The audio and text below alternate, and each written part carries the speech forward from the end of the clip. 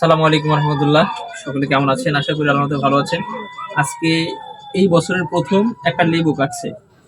এটা মূলত মাহিম কাটছে। এত ভালো হবে বা এটা এত টেস্ট হবে আশা করি নাই। আমি আপনাদেরকে দেখাচ্ছি। এই যে এই লেবুটা আসলে খোসা সহ দেখাইতে পারলে ভালো হতো। এই লেবুটা মাহিম কাটছে। আসলে কালকে 20 টাকা দিয়ে কিনছিলাম মাত্র। আসলে লেবুটা লাল হয়েছে, টকটকা লাল হয়েছে, পেকেছে এবং মিষ্টি লাগছে।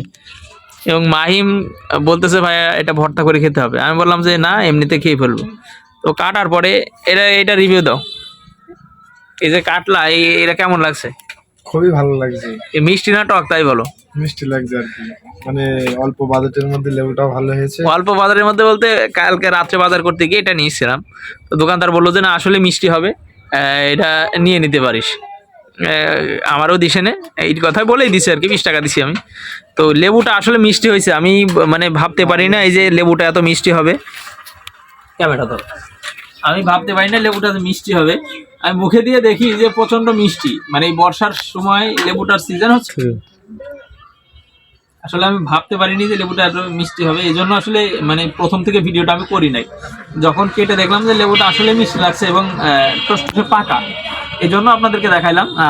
এই বছরে কে কে লেবু খেয়েছেন অবশ্যই কমেন্টস করে জানাবেন। আর যদি আমাদের ভিডিওগুলো ভালো লাগে অবশ্যই লাইক, কমেন্টস এবং শেয়ার করে দেবেন। আসসালামু আলাইকুম রহমতুল্লাহ।